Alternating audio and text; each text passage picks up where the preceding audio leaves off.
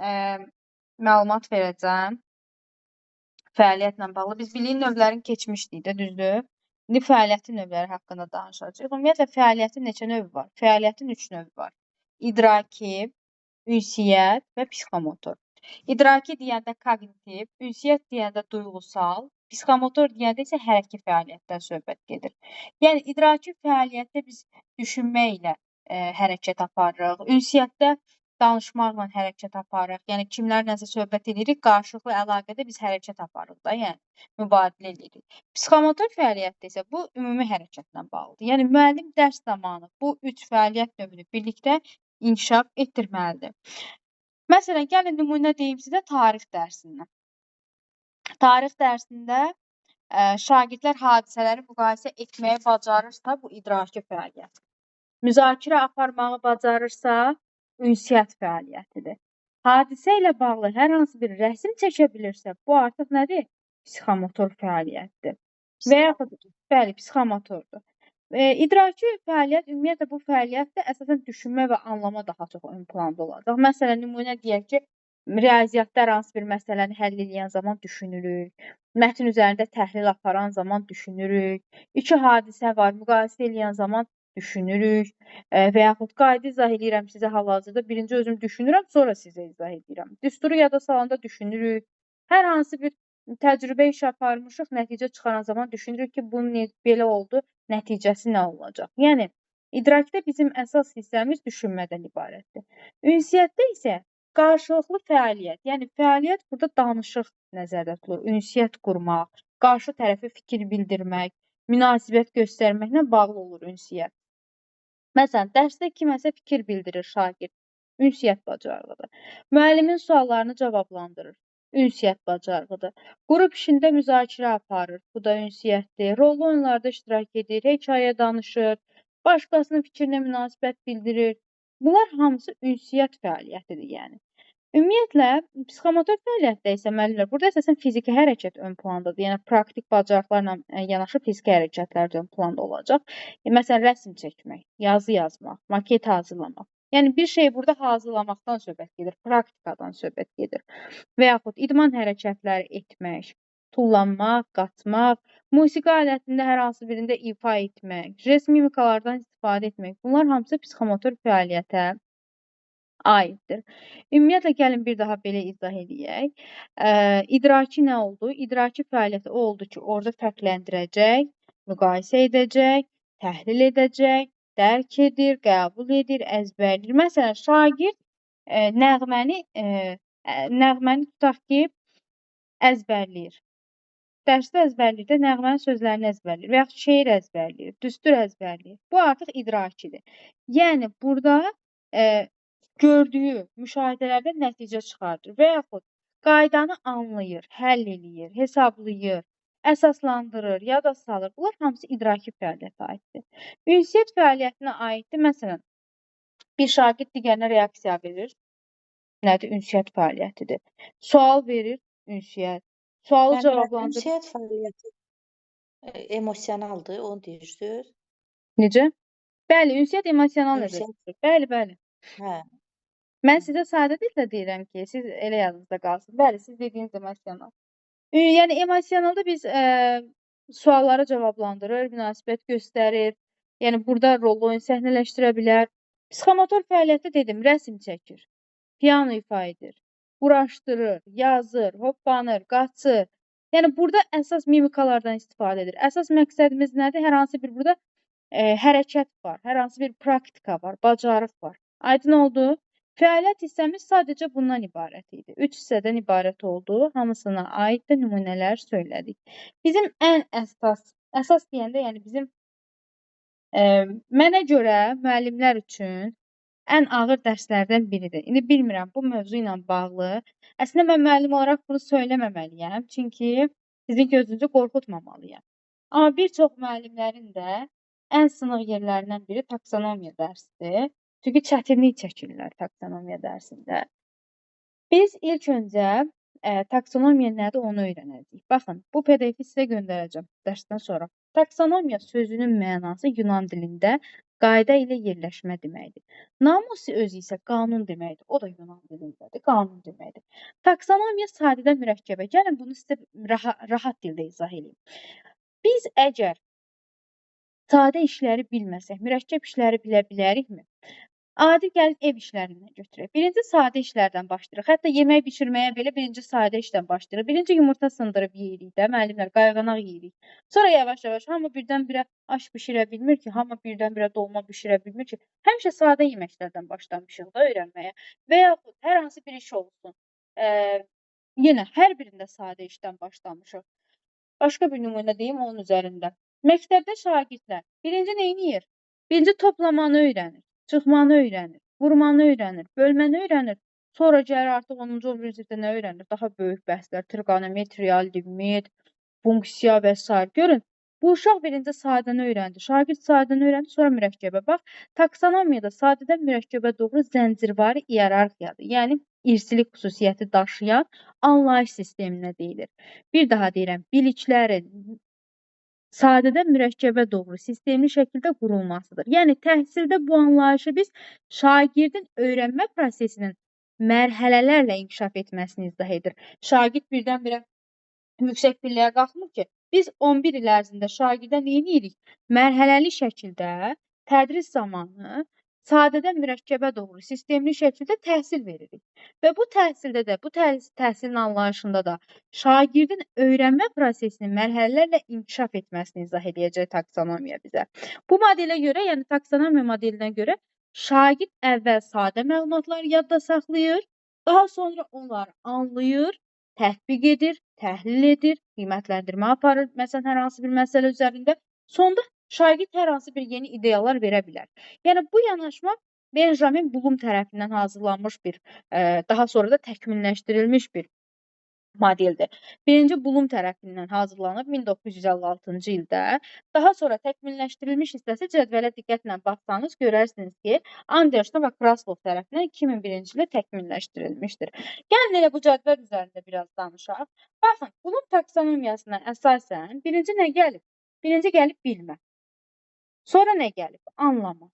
Birinci şagird bilib, anlayıb, sonra nə edib? Tətbiq edib, təhlil edib, sintez edib, dəyərləndirib. Bu qrafik aşağıdan yuxarıya doğru. Ancaq biz onu biz deyəndə, yəni Anderson ilə Kraslov təkmilləşdirdi 2001-ci ildə. Bilmə oldu xatırlama. Anlama oldu anlama. Tətbiq etmək. Yəni feillərində sadəcə fərq var. Təhlil olduğu kimi. Sintez oldu dəyərləndirmə. Onsuz da sintezdə uyğunlaşdırma kimi bir şeydir. Ən sonunda yaratmaq. Əslində günümüzün bu gününə uyğun olan model, bax bu yeni olan modeldir ki, bu yeni model daha uyğundur günümüzə. Bir daha deyirik ki, bu saydığımız bilmə, anlama, tətbiq etmə, təhlil etmə, sintez və dəyərləndirmə olan model Benjamin Bloom'a aiddir. 1956-cı il. Bu əvvəlki bizim modelimizdir. Ümumiyyətlə, taksonomiya ümumilikdə 3 əsas hissədən ibarətdir. Bu hissə hansıdır? İdraki sahə 1, emosional sahə 2, affektiv sahə 3. İdraki sahə nədən ibarət? Müəllimlər, ümumiyyətlə, bunlar hamısına geniş izah verəcəm. İdrakin ikinci adı kognitivdir. Emosional ikinci adı affektivdir. Üzr istəyirəm. Emosional ikinci adı affektiv sahədir. Burada biz slaytda onu səhv vermişik. Ayrı-ayrılıqda yazmışıq hər birini. Ümumiyyətlə, idraki sahə deyəndə biz burada nə nəzərdə tutacağıq? İdraki sahə deyəndə biz burada ekran niyə hərəkət edəmir? Hə. Bir dəqiqə müəllimlər. Skrin eləmişəm kitabdan ki, mən ekran kayd edə bilim. Ona görə müəllimlər arada ilə 1-2 saniyə vaxtınızı alacaq. Nədən danışırdıq? Ümumiyyətlə, burada danışacağıq biz idraki sahədən, danışacağıq, yəni bu saydığımız 3 əsas sahənin hər biri haqqında danışacağıq. Biz gəlin burada nəyə baxaq? Biz dedik ki, birinci, bir daha dəyişməli olacam. Birinci dedik nə gəlir? Birinci gəlir idraki sahə. İdraki sahə deyəndə, burada, yəni, indi izah eləməyə çalışdım ki, burada əsasən, əsas 6 mərhələdən ibarət olacaq. Hansı mərhələlərdir? Xatırlamaq, anlamaq, tətbiq etmək, təhlil etmək, dəyərləndirmək, yaratmaq. Ümumiyyətlə, Məsələn, bunu belə izah edeyim ki, yəni bu mərhələdə şagirdin məlumatı sadəcə nə isə yadda saxlayır və yaxud nə isə təkrar edir. Bundan ibarətdir. Məsələn, şagirdə sual verə bilərsiniz ki, müəllim sual verə bilər ki, Azərbaycanın paytaxtı haradır? Azərbaycanın paytaxtı haradır? Artıq şagird onun cavabını verir Bakı. Aha, o Bakı cavabını verdisə, neynədir? Xatırladı. Fikri, öyrəndiyi biliyi xatırladı, dedi Bakı. Yəni burada hər hansı bir düşünmə yoxdur. Burada ümumiyyətlə yadda saxlamaq var. Və yaxud deyirəm 2 + 2 nə eləyir? Neçə eləyir? Deyirlər 4. Xatırlayıb da deyə bilər, yadında saxlayıb da deyə bilər. Bu artıq idraki sahədir. Ümumiyyətlə idraki sahədə əsas ən vacib hissə xatırlamaqla anlamaqdadır ki, testlərin bir çoxusunda da bunlar haqqında düşür. Yəni biz test işləyəndən çox bunlardan danışacağıq. Müəllimlər, gəlin baxaq burada. Baxın, deyirik ki, xatırlamaq. Xatırlamaq nədir? Mən öyrəndiyim hər hansı bir məlumatı xatırlayıram, sonra onu qarşı tərəfə çatdırıram. Məsələn, dərs keçmişəm, gələn dəfə o dərsi sizdən soruşan zaman sual vermişəm, sualı tez neyniyəcəksiniz? Xatırlayacaqsınız. Nəyi xatırlayacaqsınız? Hansı ki, keçən dərs öyrəndiyiniz, əzbərlədiyiniz o bilik var. Hansı ki, o biliyi neyniyəcəksiniz? Xatırlayacaqsınız. Xatırlayacaqsınız ki, qarşı tərəfə onu çatdıra biləsiniz. İkinci var anlamaq. Anlamaq nədir? Biri var əzbər danışmaq.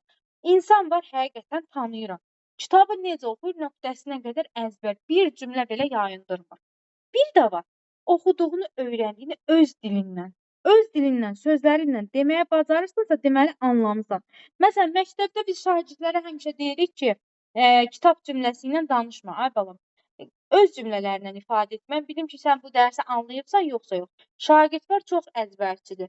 Çıxır, qəşəng danışır, elə bilirsən ki, dərsi öyrənir. Amma xeyr, dərsin içərisindən sual verirsən, sənə cavab verə bilmir. Çünki niyə? Çünki dərsi əzbərləyib. Əzbərləyib. Dərsi öyrənən şagird neyniyir? Anlamaq mərhələsindədir də. Yəni anlayır, dərsi anlayır, dərk edir. Öz sözləri ilə dərsi ifadə etməyə bacarır. Sonra var tətbiq etmək. Yəni xatırladım biliyi. Bunlar hamısı bir-biri ilə müəllimlər əlaqəlidir. Baxın, ox qoyuram. Hər biri bir-biri ilə əlaqəlidir. Siz bunların baş hərfi ilə də yadınızda saxlaya bilərsiniz. X, A, T, T, D, Y. Xətt kimi. Yəni adları tam yadınızda qalmasa, baş hərfləri ilə yadınızda sala bilərsiniz. Tətbiq etmək nə deməkdir? Ümumiyyətlə, bir işi tətbiq etmək. Neynədir? Biliyi xatırladım. Öz sözlərimlə danışdım, başlayıram tətbiq etməyə. Bir iş görürəm. Praktik iş də ola bilər, danışıq eləyə bilərəm, danışıq da özü bir işdir. Yəni, bir tətbiq etmə işi görürəm. Və yaxud nəsə orada praktik işlər görsəm, o da tətbiq etməyə aiddir. Bu da 3-cü mərhələmiz oldu.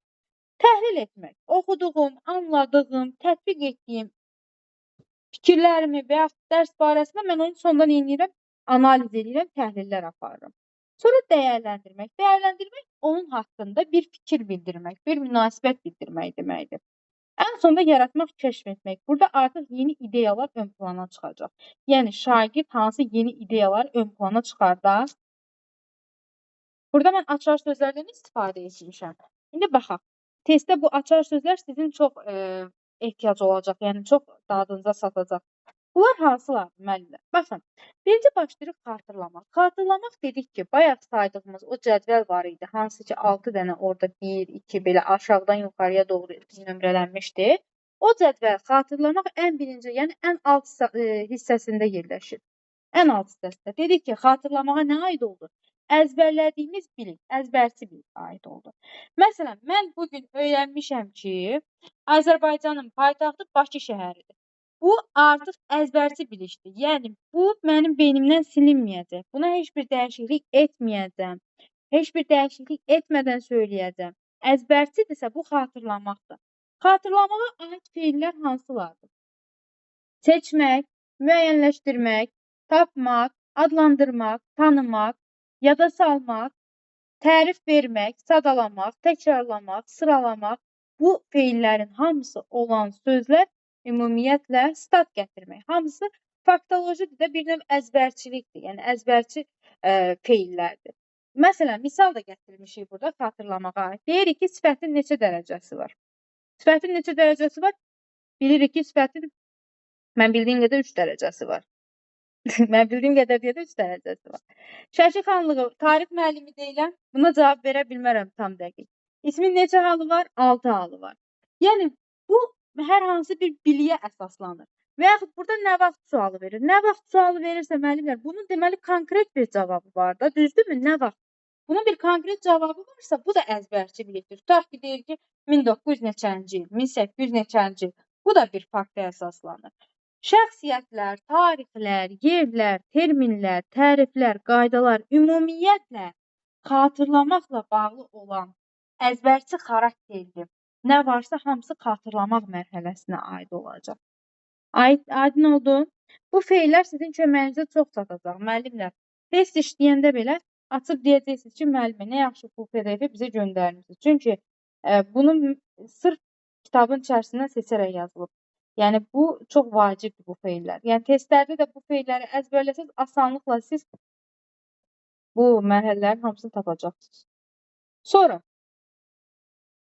Sonra gəldi anlamaq. Dedim axı, anlamaq mərhələsi nədir? Anlamaq mərhələsində bizim əzbərçilik yox, tam əksinə əzbərləmədiyimiz bilik. Baxın, bu gün açmışam, oxuyuram kitabı. Kitabı oxuyuram, axırına gəlib çatırım, deyirəm, mən heç nə yadımda qalmadı. Niyə? Çünki mən dərsi öyrənmədim də, mən anlamadım ki, dərsdə nə deyir. Əgər mən onu anlasaydım, mən onu neyləmiş olardım? Anlamış olardım da. Deməli, mən oxuyuram, başa düşmürəmsə, deməli, mən o şeyi anlamamışam. Ya mənim əzbərçi xarakterim var, mən əzbərləməyə əzbərgörümlü insanam. Ya da mən bunu anlamamışamsa, neynəməliyəm? Yenidən oxumalıyam, başqa strategiya seçməliyəm və s. Ümumiyyətlə, yadda saxlamaq deyil, anlamaq yadda saxlamaq deyil. Mən bu mətni oxuyaram, kiçik bir mətin, onu çox yaxşı anlayaram. O mənim illər sonra da yadıma düşə bilər. İllər sonra da o dərs mətni xatırlaya bilərəm. Niyə? Çünki onu mən anlamışam. Məsələn, müəllimlər, mənim özümdə də var bu şey. İllər öncə öyrəndiyim, çox yaxşı öyrəndiyim, çox yaxşı anladığım bir mövzu var. Hələ də nöqtəsinə kimi soruşsaz, o mənim yadımdadır. Heç ixtisasımla da aidiyyatı olmayan bir şeydir. Yəni, anlamaq odur ki, burada əsas məntiq əsas olur. Əsas rol məntiqdədir. Yəni, burada bizim məqsədimiz nədir? Köhnə öyrəndiyimiz biliyimizlə yeni öyrəndiyimiz bilik arasında əlaqə qurmaq. Məsələn, mən dünən keçmişəm toplama ilə, vurma ilə bağlı hər hansı bir məsələ. Bugün şagirdlərə keçirəm kvadrata yüksəltmə. Vurma dərsini keçmişəm. Uşaqlar bilir ki, 5-i 5-ə vuranda eləyir, məsəl üçün 25. Amma bugün keçirəm olaraq kvadrat dərsi. Yəni, biri var, 5-i 5, bu eləyir 25. Bu dərsi keçmişəm, vurma. Bir də indi şagirdlərə kvadrat dərsi keçirəm, 5-in kvadratı. 5-in kvadratı da 25 edir də.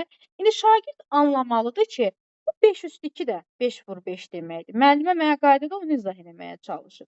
Və yaxud 5 üstü 3 yazaram. Bu nə deməkdir? 5 vur 5 vur 5. Yəni 3-ü 5 dəfə, 5-i 3 dəfə öz-özünə vurursan. 125. Şagird əvvəl öyrəndiyi biliklə sonra öyrəndiyi biliyi neynəmiş oldu? Bir-biri ilə əlaqələndirmiş oldu. Yəni deməli bu şagird neyniyib? Dərsi anlayıb. Məsələn, mən bugün dərs keçirəm. Siz əgər hər hansı bir burada elə bir cümlə görərsiniz, söz görərsiniz, tez yadınıza başqa əvvəlki dərsimiz düşər ki, müəllimə demişdi, seçmək, məsələn, hüquq vəzifədə də seçmək var idi və yaxud əzbərçilik faktologidə də var idi. Başladı beyniniz əlaqə qurmağa. Deməli, siz neynəmisiniz? Siz mövzunu anlamısınız ki, onunla bir əlaqələndirmə də aparırsınız. Yəni, anlamaq mərhələsində şagird hazır informasiyanı əzbərləmir. Şagird neynir? Həmin mövzu ilə bağlı, həmin informasiya ilə bağlı anlayır. Biri var kitabı tam əzbərləmək, biri var kitabı öz sözlərindən ifadə etmək. Öz sözündən ifadə edirəmsə, mən anlamaq mərhələsindəyəm. Yəni, dərsi necə anlamışamsa, qarşı tərəfə dərsi istəyir faktlar olsun, istəyir orada hər hansı bir hadisəni əks elətdirmiş olsun. Necə var, necə anlamışam, elə çatdırıram. İndi mən Azərbaycan dil ədəbiyyat müəllimiyəm deyə, bizdən çox ədəbiyyatda əsərlər oxuyanda şagirdlər necə var, elə mənə çatdıra bilməzlər. Çünki böyükdür, olduğu kimi danışa bilməzlər. Necə dillərinə uyğundursa, necə rahatdırsa, nə qədərləri onun yadında qalıbsa, öz dili ilə, öz fikri ilə, yəni ifadə eləməyə çalışır mənə. Buna deyilir anlamaq. Deməli, o onu öyrənib, anlayıb mənə çatdırmağa çalışır. Daha sonra anlamağa aid feillərimiz hansılar olacaq? Hə, bir də anlamaq mərhələsində biz qeyd elədik ki, köhnə biliklə, yəni əvvəlki biliklə yeni bilik arasındakı əlaqə. Əgər köhnə ilə yeni arasında mən əlaqə qururamsa, deməli mən bunlar arasında oxşar fərqli cəhətləri görə bilirəm. Oxşar fərqli cəhətləri görə bilirəm. Yəni eyni zamanda mən bunları neyə biləcəm? Müqayisə eləyə biləcəm də. Oxşar fərqliyini görürəmsə müqayisə eləyə biləcəm. İndi baxırıq anlamağa aid olan feillərə. İzah etmək. Mən öyrəndiyimi başa düşmüşəmsə, qarşı tərəfə mütləq izah etməyə bacaracağam. Nümunə gətirmək. Məsələn, tutaq ki, mənə müəllim dərs verib. Dərs verib, sadəcə bu dərs mətndən ibarətdir, heç bir nümunə tapşırığı yoxdur. Mənə müəllimə deyir ki, indi dərsi öyrənibsən, belə bir dənə nümunə gətir. Tutaq ki, coğrafiya dərsidir. Nə bilim, torpaq mövzusudur, dağ mövzusudur, müəllim keçibdir, amma nümunə olmayıb kitabda və yaxud müəllimə söyləməyib. İndi şagirdə deyir ki, sən öyrənibsən, mənə bir nümunədir. Əgər şagird nümunə söyləyə bilirsə, araşdırıbsa və yaxud nəticə çıxara bilibsə, deməli, o şagird anlamaq mərhələsində, anlayıb dərsi. Məsələn, söhbət dağdan gedirsə, hər hansı bir cavan dağ adı çəkər, qoca dağ adı çəkər, baxır mövzunun kontekstinə. Sonra ümumiləşdirmək. Yəni, məsələn, mətn danışanda şagirdlər sonda nə edirlər? Ümumiləşdirirlər ki, sonda nəticə etibarilə, beləliklə və s. Artıq nəticəni sonlandırmaq üçün nəticədən istifadə edirlər də. Deməli, nə edib? Anlayıb, sonda ümumiləşdirmə aparır.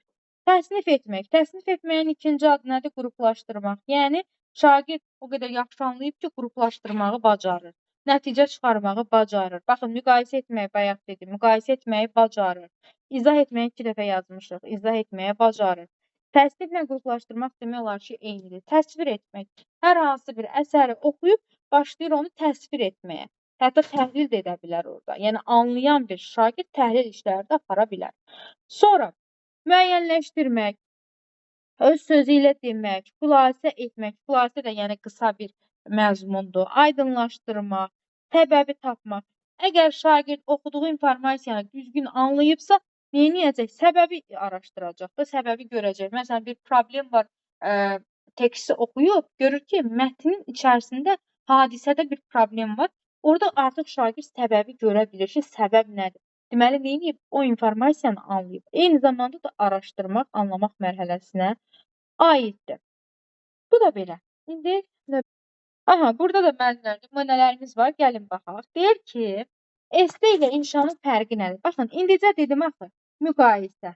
Görürsünüz, müqayisə var. Deməli, mən esseni də keçmişəm, inşanı da keçmişəm. İndi nə edirəm? Əvvəlki biliyimlə indiki biliyim arasındakı müqayisə fərqə baxıram. Görüm, hansı fərqi nədir? Esse nədir? İnşa nədir? Və yaxud deyirəm, sifətin azaltma dərəcəsinə aid nümunə gətirə bilərsənmi? Azərbaycan dilindən keçmişəm sifət mövzusunu. Sifət haqqında hər bir şeyi şagirdə danışmışam. Quruluşsa növü, sifət nəyi bildirir, hansı suala cavab verir və s. kimi. Dərəcələrində keçmişəm. Dərəcələrində şagirdləri 1-2 nümunə dərsdə gətirmişəm. Amma yenə sual cavab edən zaman soruşuram. Azaltma dərəcəsinə aid nümunə gətirə bilərsənmi? Məsələn, mən dediyim nümunənin eynisini mənə deyirsə, deməli şagird nədir? Əzbərçi şagirddir də, mən dediyimi mənə qaytarıb. Yox, artıq özündən nümunələr gətirərsə, fərqli nümunələr, deməli şagird anlamaq mərhələsi, anlayıb. Havanın çirklənməsinə səbəb nədir? Havanın çirklənməsinə səbəb nədir? Əgər şagird burada səbəb göstərə bilirsə, yuxarıda dedikdə səbəbi tapmaq. Baxın, səbəbi tapmaq. Səbəbi tapmağı bacarsa, deməli anlayır. Bu da belə. Sonra gəldi tətbiq etmək. Anlayan şagird əlbəttə tətbiq edəcək. Ümumiyyətlə, bunlar hamısı müəllimlər bir-biri ilə qarşılıqlı əlaqədədir. Dərsdəsinizmi? Çox sakitçilikdir. Bəli, müəllim, dərsdəyəm mən. Lap yaxşı. Dərsdə dinləyirik, siz danışırsınız, dinləyirik. Çox sakitçilikdir. Müəllimlər 40-da zoom atacaq. Mən sizə yenidən link göndərəcəm. Yaxşı?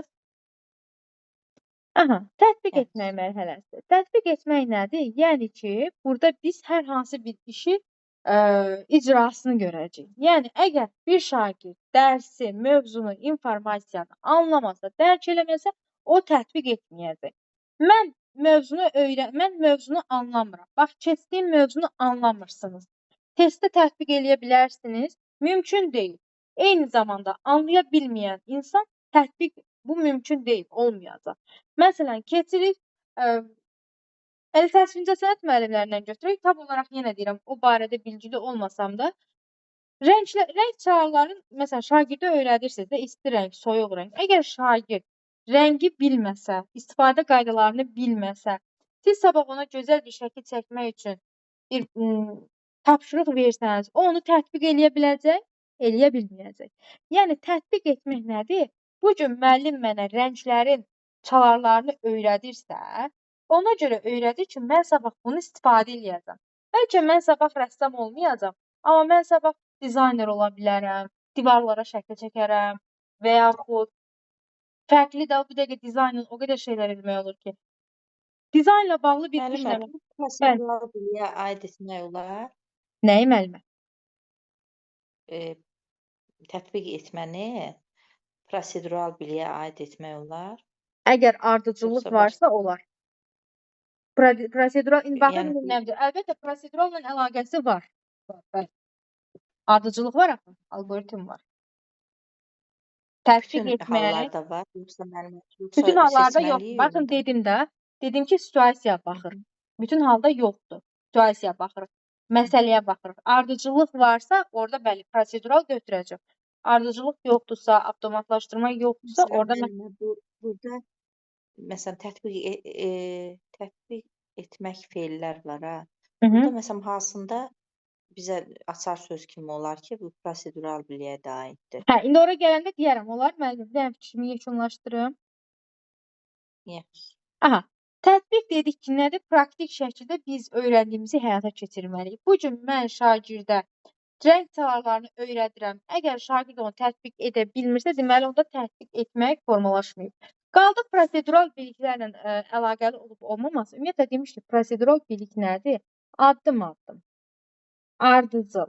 İndi baxacağıq. Bu da hər halda prosedural olmur. Baxın, qeyd etmişəm. Prosedural biliklə əlaqəli olur, amma bütün hallarda prosedural olmur. Tətbiq feillərinə baxaq. Məsələn, eskiz çəkmək, həll etmək. Həll etmək mərhələsində müəllimlər, məsələn, prosedural ola bilər. Bir misal vermişəm şagirdə. Şagird addım-addım bunu həll edir. Bu prosedural ola bilər. Hesablamaq olsun, addım-addım məsələn, işini görür. İstifadə etmək. İstifadə etmək baxır bizə hansı məsələdə soruşacaq. Yenə deyirəm, bu feillərin hamısı durduğu yerinə görə baxacaq. Məsələn, mən bu dəqiqə sizə deyərəm, istifadə etməyi də müəllimə götürərəm. Amma gəlib sizə elə bir test tapşırığı düşər ki, mən bunu heç vaxt götürə bilmərəm. İşlənmə yerinə əsasən baxacaq. İcra etmək, yerinə yetirmək. Məsələn, yerinə yetirmək deyəndə hər hansı bir işi yerinə yetirmək. Mən işi yerinə yetirirəmsə, ardıcıllıqla eləyəcəm də, müəyyən ardıcıllıqla nümayiş etdirmək, səhnələşdirmək. Yenə deyirəm, Zöhrə müəllimə, baxın, mənim qarşıma gərək test çıxsın ki, indi bunu testini işlədəcəm vaxt şey olsun. Mənim qarşıma test çıxsın, o testdə onun mövqeyinə baxıram, görüm mən o prosedural götürə bilirəm, yoxsa yox. Aydındır. Belə feillərin içərisində yenə deyirəm, həll etmək, hesablamaq, sonra yerinə yetirmək, cədvəl tərtib etmək, həll etmək, sınaqdan keçirmək, bu kimi eskiz çəkməyin özünü belə bəzən götürə bilərik. Bunlar proseduralla əlaqəli ola bilir. Tətbiq etməli olduğumuz suallar, məsələn, yazmışıq ki, tili 8 sm olan kubun həcmi nə qədərdir? Aha, şagird nə edəcək? Şagird həndəsə ilə bağlı olan biliklərini ön plana çıxaracaq, tətbiq eləyəcək, artıq başlayacaq həcmi hesablamağa və yaxud şagird bu məsələni həll etməsə, tətbiq etməsə, nəticəni gəlib tapa biləcək? Yox, tapa bilməyəcək. Və yaxud deyirəm ki, şagirdə, baxın, cümlə qur, həll et. Cümlə qur deyirəmsə, nə edirəm? Şagirdə tətbiq elətdirirəm. Verilmiş sözlər verirəm, deyirəm cümlə qur. Yəni, sözlərdən cümlə qur. Və yaxud verilmiş məsələni həll et. Baxın, verilmiş məsələni həll et, burada proseduraldır. Verilmiş sözlərdən istifadə edərək cümlə qur, burada da bir ardıcıllıq var. Bu da buna aiddir. Aydın oldu. Növbəti gəlir təhlil etmək. Təhlil etmək mərhələsində burada artıq bu özündən əvvəlki olan tətbiq etməklə daha sıx əlaqədə olacaq. Yəni, hamısı yenə deyirəm, özündən əvvəlki ilə daha bağlı olur, əlaqədə olur. Təhlil etmək mərhələsi odur ki, yəni biz burada verilən informasiyanı, verilən məlumatı hissələrə bölüb bir-biri ilə olan o fərqliliklərinə baxırıq ki, yəni bunların bir-biri ilə olan əlaqəsini müəyyənləşdiririk. Gəlin sizə növbəti. Hə, təhlil etməkdə qalmışdı o müəllimlər. Təhlil etmək, yəni ki, o bir növ müqayisə etmək deməkdir də. Yəni ki, biz orada neynirik? Bir-biri ilə fərqli, oxşarlığı görə bilirik, təhlil edirik artıq. Biz orada ən səmərəli, ən lazımlı olanı müəyyənləşdirmiş oluruq. Təhlil etməklə bağlı olan feillərimiz nədir? Baxın, təhlil eləyirəmsə, bir-birinə fərqliliyinə baxıramsa, fərqləndirmək olacaq, ayırd etmək, qarşılaşdırmaq, müqayisə etmək, sonra mövqeyi müəyyənləşdirmək, tutuşdurmaq, yəni bir-birindən tutuşdururam görüm hansı daha məsələn səmərəlidir. Yoxlanış aparmaq, sual altına qoymaq. Təhlil etmək üçün gəlin burada nümunələrimiz var. Deyir ki, məsələn, deyir məsələni həll etmək üçün hansı qayda daha uyğun hesab olunur? Aha, bu sualı verən zaman nə edirik? Artıq fikirləşirik. Birinci ilə ikinci arasında müqayisə aparırıq ki, görən ən səmərəlisi hansıdır? Yəni mənə rahat olanı, ən səmərəli olan hansıdır? Müqayisə edirəm. Başlayıram ikisində təhlil eləməyə. Təhlil aparandan sonra baxıram ki, mənə ən rahat yol birinci yol. Götürürəm birinci yol. Həm də burada nə oldu?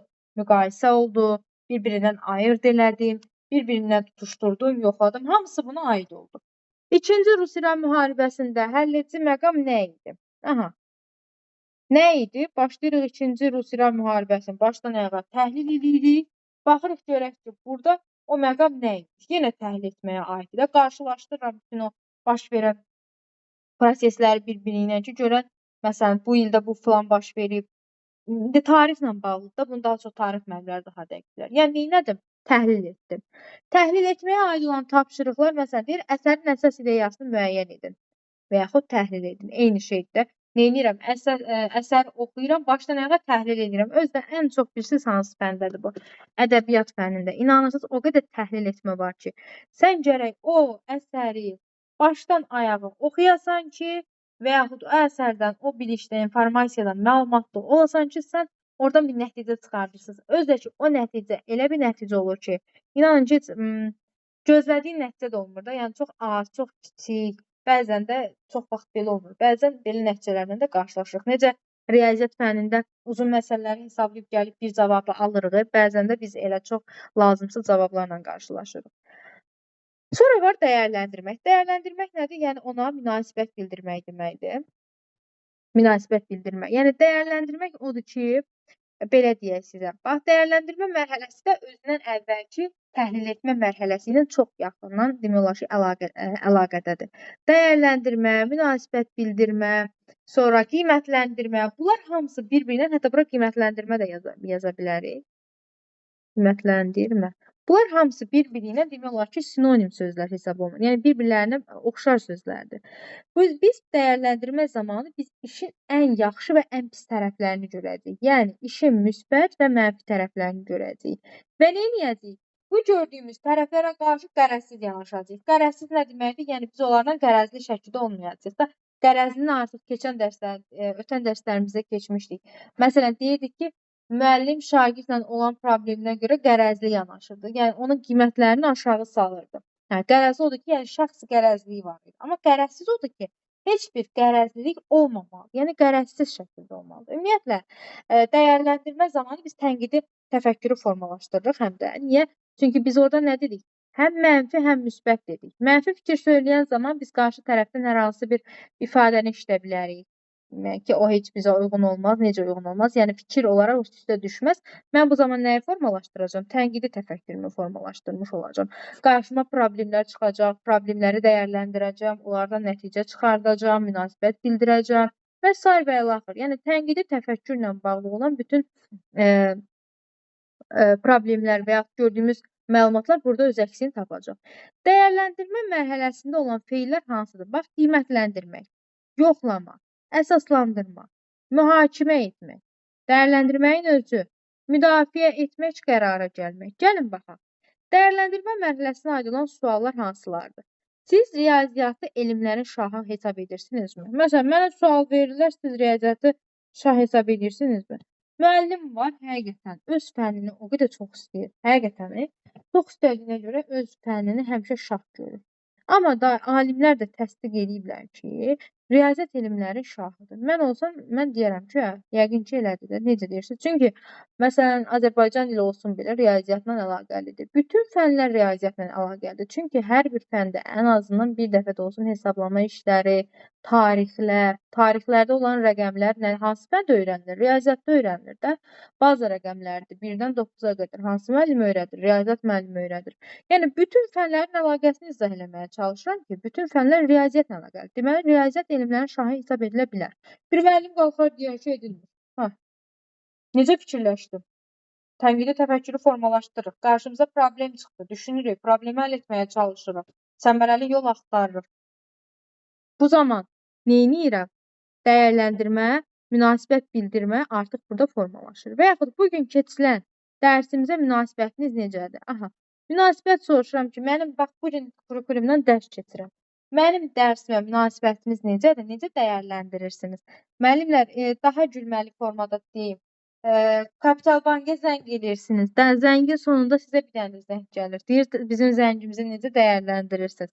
Xoşunuz gəlir 5 düyməsini vurun. Xoşunuz gəlmir 2 düyməsini vurun və s. Bu özü nədir? Bu da dəyərləndirmədir. Yəni, bizim gördüyümüz işə münasibət bildir.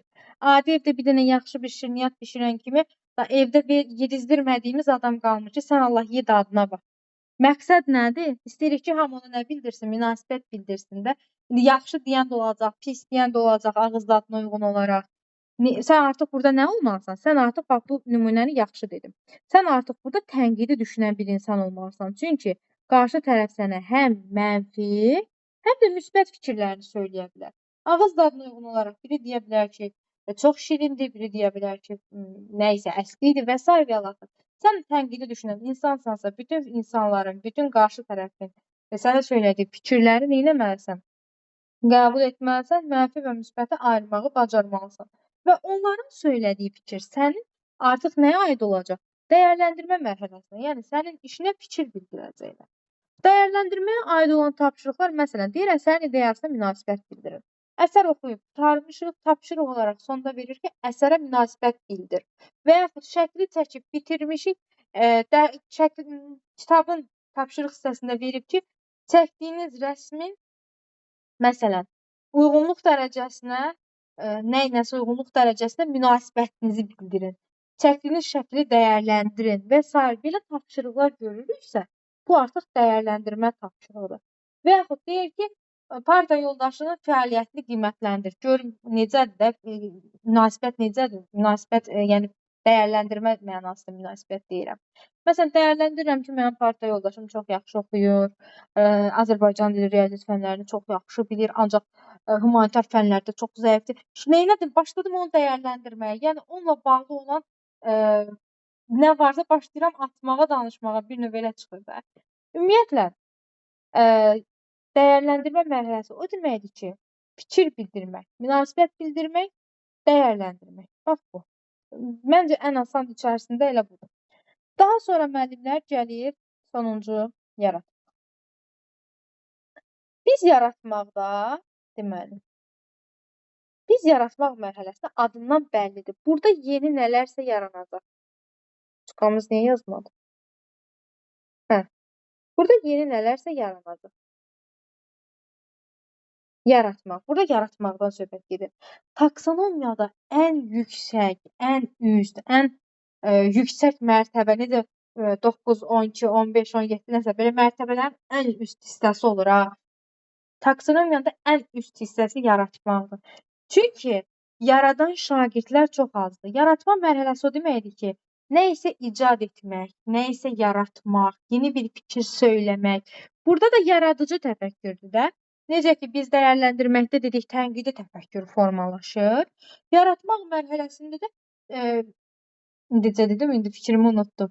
Yaratmaq mərhələsində də yaradıcı təfəkkür formalaşır. Yaratmaq nə deməkdir? Yəni, şagird burada yeni nəsə yaradır. Məsələn, gəlin yaratmağın feillərinə baxaq.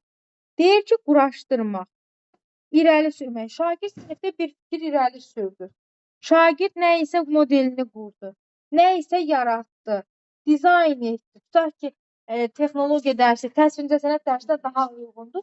Təsvir-incəsənət dərsində şagird hər hansı bir paltarın dizaynını etdi, dizaynını qurdu. Sonra formula etmək, tərtib etmək, birləşdirmək, icad etmək, problemi yeni yolla həll etmək. Bunun özü belə yaradıcılıqdır da. Yəni hər bir şagird problemi həll etməyə bacarmır. Məsələn, şagird var, problemlə qarşılaşır, başlayır emosional qapılmağa, əksinə onu daha da problem kimi qəbul edir, narahat olur, düşüncəsi boğulur. Amma yaradıcı düşünən, yaratmaq mərhələsinə aid olan şagird neyniyir? Yeni bir ideya düşünür, problemi səmərəli yolda həll etmək üçün yeni bir yol axtarır. Neyniyir ən son? Yaradır. Yaradır. Yəni özü nəsə yaradırsa, özü nəsə düzəldirsə, icad edirsə, fikir irəli sürürsə, bu yaratmaq mərhələsinə aiddir. İndi bir dənə digər şəkildə. Yaratmağa aid olan suallara baxaq. Məsələn, deyirik ki, məsələ üçün başqa hansı yolu düşünürsən? Riyaziyyatdan məsələ verib müəllimə, deyir hansı başqa yolu düşünürsən? Hansı başqa fikirləri söyləyə bilərsən? Burada artıq neynir şagird? Yeni bir yol axtarır. Və yaxud əsər vermişik, əsərin ideyası ilə bağlı sual verir. Sən özün o obrazda olsaydın, bura başqa hansı obrazları əlavə eləyərdin? Bu yaratmaqdır. Və yaxud təsvirdə sənət dərsində şagirdə mən yaratmaqla bağlı bir mövzu keçmişəm, dizayn dərsidir. Dizayn dərsində nə isə yaradıram. Deyirəm hər hansı bir şəkil üzərində nəsə yarat və yaxud bir geyim üzərində bir nəsə yarat. Bu hamısı yəni rənglər, işləmələr, bunlar hamısı yaratmaqla bağlıdır. Təsvir sənət müəllimi deyəcək ki, elə bir şey yoxdur. Amma yəni müəllimə, mən ümumiyyətlə təsvir sənət o deməkdir ki, yəni orada bir tətbiq, bir bacarıq, bir dizayn, bir əl işi, təsvir sənəti bitirən şagirdlərin bir çoxu dizayner işləyir. Məsələn, dizayner eləsi var, divarlara rəsm çəkir, eləsi var, məsələn, atelyelərdə, paltar tikilən yerlərdə dizaynlar verir. Bunlar hamısının başlanğıc, hətta müəllimlər bu tatuirovka ustaları belə hamısı təsvir sənət müəllimliyindən başlayır da. Yəni onun başlanğıcı nədir? Şəkil, eskimoz çəkmək. Adi məsələn yenə deyirəm, paltarların dizaynı vermək belə təsvir sənət onun başlanğıcıdır. Birinci şagird eskimoz çəkir, sonra başlayır ona həvəsi artmağa, sonra o sahə üzrə ixtisaslaşmağa. Yəni yaratmaq, qurmaq, həll yolu düşünmək, yeniliklər axtarmaq bu da yaratmaq mərhələsinə aiddir. Məsələn, dərsi keçib qurtarmısınız, dərsin sonunda deyir ki, bu mövzuya uyğun bir dənə də fikir, ideya sən söylə və yaxud sən yarat, şagirdə deyir. Və yaxud başqa bir şey söyləyir ki, havada çirklənmənin qarşısını almaq üçün hansı yeni ideyanı söyləyə bilərsən. Şəhərdə tıxacın qarşısını almaqdan ötürü hansı plan hazırlaya bilərsən. Ağacların, məsələn, Bakı şəhərində ağacların çoxaldılması üçün hansı planı hazırlaya bilərsən. Şagird burada nə edəcək? Yeni ideyalar verəcək. Hansı ki, bəlkə də çox ideyalar istifadə olunmayacaq, amma nə edəcək? Yeni fikir söyləyəcək. Yəni, beynində nəsə yaradacaq. Buna deyilir yaratma mərhələsi. Aydın oldu.